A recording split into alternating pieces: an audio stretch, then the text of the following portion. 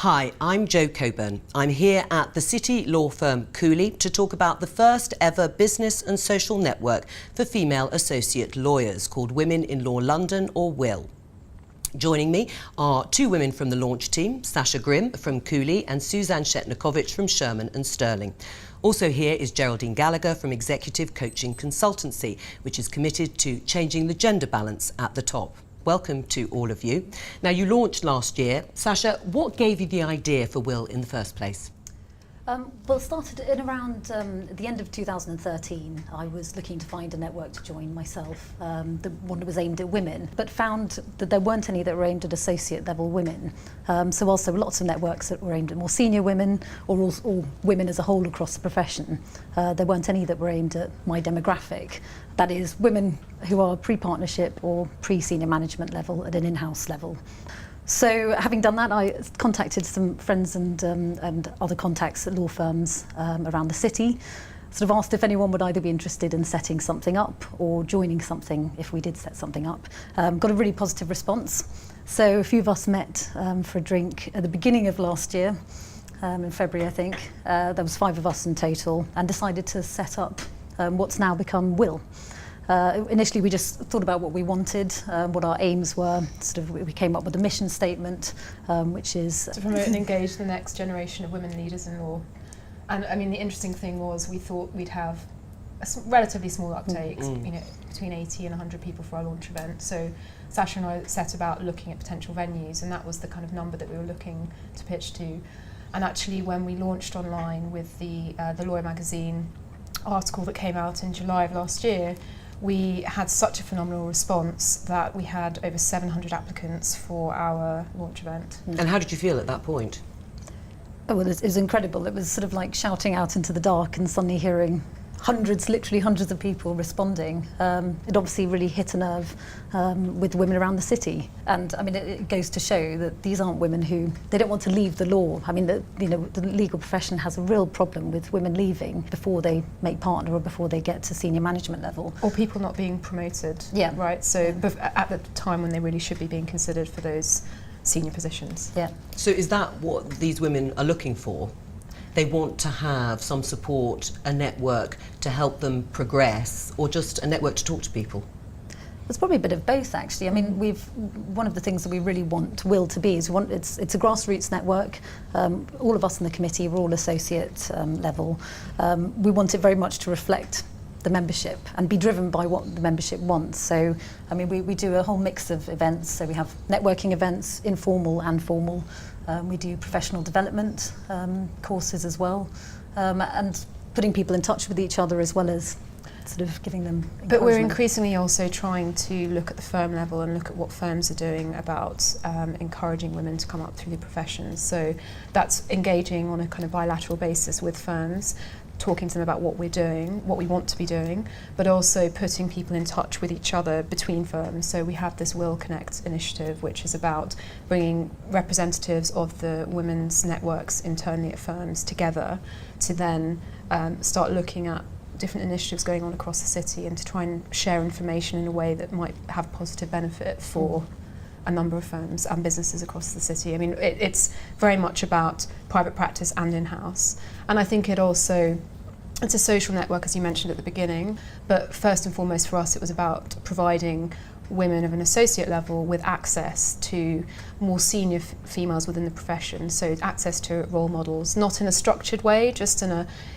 through the course of events on the informal and formal level, you might form relationships with people who can give you advice, who you can go to, who are perhaps outside of your normal working environment, and who can give you suggestions as to how you might deal with certain situations or how you might progress your career. The law being traditionally a very linear path, but actually this network, I think, gives people the idea that there might be other opportunities open to them. So Geraldine, in your mind, how bad is the problem of retention of women, bearing in mind a majority of people who start off in law are women, but when you get to the top, well, the they're much more statistics absent? are, and both of you probably know better than me, but the statistics are in law that 62% of the graduate intake is female, And by the time you get to partner at a UK level, it's around 28% are female.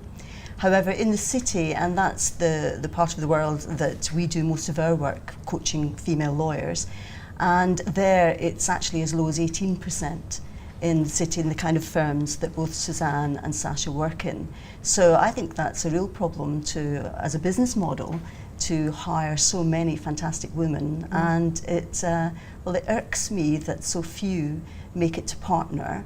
And I think it's quite complex, all the reasons why. But when I heard about Will, I was particularly interested because we coach lots of women at a more senior level, and we actually coach a lot of women through maternity coaching, because very often lawyers, it looks like they're leaving because they have children. However, what we've found in coaching them is actually the decision to leave the profession is happening younger. So when I heard about this group of women, I thought that's fantastic, because I think they could have more of a voice in trying to change the system, if you like, to make it more conducive to retaining people like Sasha and Suzanne. And I think you need to be starting at a younger level. I mean, you're right on that, because by the time people are at that phase of their career, whether it's because they're having a family or whether it's because they're sort of mid-30s and they're thinking, I'm not sure that partnership's really for me, you need to be structuring things within the profession in such a way as to encourage women to see that there is a really great path forward for them, and that they can reach those higher echelons, and that there are coaching schemes like what you guys run to help fulfill their ambitions and also to help fulfill their potential. I mean, ultimately, you've got this amazing talent pool starting as trainees, and it's in everyone's interests, professional, business, client relationship, all of those good things, to actually retain the talent right the way up the pyramid. Yeah. Did you find the women that actually responded, and they obviously did so in their tens, hundreds it seems, were there priorities that were shared across the women that responded? I think, our membership at the moment is just under 1,700, and we've done an analysis of who that represents, and that's over 350 different firms and companies around the city. So it's a very diverse group of women who obviously have lots of different concerns. But I mean, there are some unifying themes, certainly, I think, that we've come across. Things keep on coming up and over again. So confidence is one that's often cited, that women don't feel like they're putting themselves sort of forward enough for promotion, particularly within their firms. The firms themselves aren't really investing in them and pulling them up. Again, the promotion process in lots of firms sometimes overlooks skills that women tend to have. Again, talking very broadly, sort of on a stereotypical. But it's also, some of the people that have supported us from outside of the profession who may have originated in the profession, I'm thinking one person in particular said that when he was a partner at a law firm, it came up to partnership promotion time, and he had 3 candidates who could have been put forward, 2 of whom were knocking on his door every day. When am I there? When can I get put forward? What do I need to do? And the third one, who in his mind was possibly the best of the 3, was not approaching his door ever. So he eventually went to speak to her and said, because it was the one female candidate of the 3, and said, why are you not interested? What's going on here? And she said, well, I didn't realise that I was in the running. I didn't know I was quite good enough just yet. My skill set wasn't quite well developed enough. And actually, it's really stereotyped, and it's really frustrating for people like us to feel that way. But well, Geraldine, how do you combat that? How do you make women either more assertive and more confident about their abilities, or law firms change the way they view the people they're going to promote? Well, I probably prefer the latter route, actually. I have a feeling that this issue of confidence is a little bit overblown. Because I actually think, and again, being nervous of stereotyping, but I have coached many women and many men, and the difference is quite apparent, that women have a different way of self-promoting. In fact, they don't particularly enjoy putting themselves forward. I think they have a more consultative style, so they might start a sentence a little bit more. I'm not sure about this, but I think it might be this: what do you think? And I think that is read usually by males as being unconfident. So I think there's a little bit around, I'm not so sure the women are lacking in confidence, but they certainly get that feedback. So most of the females I've ever coached, that has been one of the things they have asked to improve. And more importantly, their commissioning, maybe it's their chief exec or their managing director, has said, if you could just do something about her confidence. Now, one of the things I do to combat that is I would always suggest that, look, is this all about confidence or is it about style? Because the whole point of having men and women to have more diversity, I mean, the whole point is to have different styles. And I do actually think that more dogmatic style is more, it's more synonymous with men and a little bit more consultative. Just be caveating things a bit more is, to my mind, is more of a female style. And what's wrong with that? And just to pick up actually on the style point, I mean, that goes to the relationships. We are a service, we provide services for clients, and ultimately it's about building relationships, right? So different styles are equally valid because people like working with different styles of individual, right? So that helps if you can facilitate that the development of different styles. You're facilitating business development ultimately, right? Completely. So what's been the response from your employers? Very positive, actually. I think for all of us on the committee. Ultimately, I think all of the law firms in the city, they recognise that there's an issue. They're losing talent. It costs them a lot of money. It's ineffective, and I think everyone wants a solution. And I think it's now just about actually making it happen and So where do you see it going? I mean, where do you see and how do you see Will developing? I think if you'd asked us that when we started out, over a glass of wine in February last year, it would have been very different to where we are now. I mean, I think now we feel, yes, we're a committee of 5 people, but we have 1,600 plus women behind us, and actually a huge amount of support from firms and from outside forces who really want to see us do well. So we feel like with that support and with the survey that we're doing with King's College Management School, we can actually try and bring about change. So it's first about understanding what the real issues are, what people feel are their kind of the perceptional issues about promotion, or their real practical issues about the sort of firm infrastructure. It's about understanding those points and then looking at how can we change that within each of the firms. Are you giving yourself a time frame? How long do you think it will take to reach sort of milestones in your mind? Oh, gosh, well, I think the statistics show that women have been going into law in greater numbers than men since 1992, so that's a long time ago. So I hope we don't have to wait that long until we actually see some real change. But I think the challenge for us, I mean, we're quite impatient's probably too strong a word, but we feel that there's so much momentum behind us that we really now's a really excellent time for us to be able to try and influence change. And change can be on many different levels. Someone asked us recently about how do we define success, and for me it's very much about the individual level. Someone making a decision based on experiences they've had through Will. Changing things within their firms, perhaps starting a women's network where they haven't been able to previously. All of which has already happened. All of which has already, people winning pitches from our one of our events. That's also happened. That's sort of this at the smaller end of the spectrum. But for us, it's much more about, I guess, institutional change, which is by definition going to take a lot longer. Well, and Geraldine, then, what would you advise the women to do in Will? How would you mobilise this great pool of talent to actually achieve some of their goals?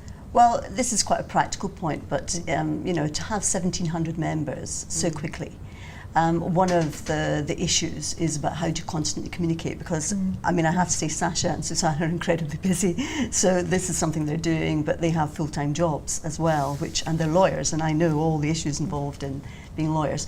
So from a practical perspective, I think online does need to be part of the solution, and that's where I would like to help, because some of the things that you could do would be around the webinar, but not 40-minute, 1 hour type of webinars. But I actually think it would be good to pioneer much shorter, sharper webinars, which are skills-based. So it could be career resilience, it could be around the confidence issue, if we call it something else perhaps, and assertiveness, those kind of issues, the things that come out from your research, that will point to some skills. And I would certainly say that doing an element of webinar and the events that you're already doing, more of those, but also getting role models that are good role models for you, because sometimes you can bring out role models that perhaps from my generation that don't portray the kind of lifestyle that's actually attractive to younger women. And I really get that. Despite being a baby boomer, I can see that that isn't the way forward. The way forward is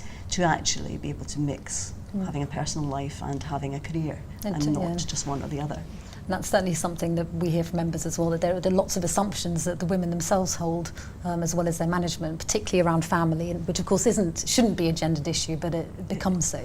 And you're always told the negative. And I think if one thing that we can do is to get people to somehow change the culture that makes it, you know, that you hear the positive stories, that the positive rhetoric becomes the new reality, not the sort of doom and gloom if, you know, you're never going to see your children or you're never going to have a life if you want to make partner. But actually, a really valid point connected to that is that these are issues that are just as important for men as they are for women. A lot of the issues that we're combating now, because people aren't necessarily wanting to spend all hours in the office or not being able to flexibly work or work from home, or, you know, we need the men in the profession to buy into what we're doing. We need management to buy into what we're doing. But I would have hoped that some of the work that we're doing could be developed in other areas of diversity within the law firms. Yeah. So do you see yourselves as trailblazers for women at the moment, fellow associate lawyers, but also, as you say, perhaps for men further down the line, and also when you become partners, you two, will you still want to be involved in this sort of organisation? I think in terms of trailblazing, I hope that we're part of a much larger movement. I think we see ourselves as component parts to what socially seems to be a bit more of a sort of dynamic force at the moment. In terms of what happens if we become partners, then we become champions, and I think is what would happen, because we, as well as having members who are obviously associate level women, we ask partners and general counsel to sign up as champions to be the role models for the rest of the associates. And I think it's important that it remains a live body for associates that's providing the services you know, to the associates that they're looking for. And that's current. And so I think we would really very much want to continue to support Will, but we want to see it, you know, to be present in the legal profession for quite some time to come. Because it feels like a sort of grassroots movement, if you like. People always talk about changing things at the top, but clearly you also need to change things coming up from underneath. Is that how you see Will as well? Definitely, and I think the sheer numbers that we've had sign up, that just speaks for itself. And the number of people who've said to us, we can't believe there wasn't anything like this before. You know, it's such a simple idea. It's and it is such a simple idea, but it shows that there was very much a market for it. People really wanted to have that network to tap into and to get the advice from, and to get potential future opportunities from as well. You must be very excited listening to these two and obviously the whole launch team. How will you ensure, Geraldine, that something like this doesn't fizzle out, that it doesn't lose momentum? Because, as you say, they're all very busy, and I'm sure people do joke about you haven't really got time to network, but it's obviously important to do so. Well, obviously, it's not within my gift to make sure it doesn't fizzle out, since it's a grassroots movement, but I think the issue of too few women at the top in law is becoming almost a daily conversation. It's no longer something that comes up, you know, maybe once or twice a year when something important happens. And I think this group could be, if you forgive me, you may hate the expression, but they could become almost the mum's net. So that, and I mean by that, that you could be the spokespeople for women your age, in females your stage in law, which I think would be a really powerful lobbying group for change. And so I think it will maintain its momentum, and, you know, dependent on what you provide for the members, and make sure that the members are joining in, running it with you, because you guys can't run it yourself. It's too much to do, isn't it? So now, what is the goal? Sitting here, thinking to the next few weeks and months, what would you like to be your first big achievement? You've got the numbers, you've got the people interested, you're setting up events. What's the first goal? So I think the first thing, from my perspective, and I presume it'll be the same for you, is to look at our survey results. You know, we had a survey published with King's College Management School last Monday, and we're very much looking to that data set to be a credible data set that we can use to affect change in the profession, to understand what our members are saying, and then to affect change in the profession. So that's, for me, a very, very big target on the horizon. And in terms of sort of tangible goals, I suppose, as well, last year I think it was 28.5% of partnership promotions went to women. So I think if we can see any increase in that, which won't of course you know, I think we can probably claim credit for all of that, but if we've even been a small part in affecting that change, I think that would make us all very happy. Well, Sasha, Suzanne, Geraldine, thank you all very much. That's obviously all about Women in Law London, and you can get in touch with Sasha and Suzanne via their website or on Twitter, and we'll put the details up at the end. Thank you.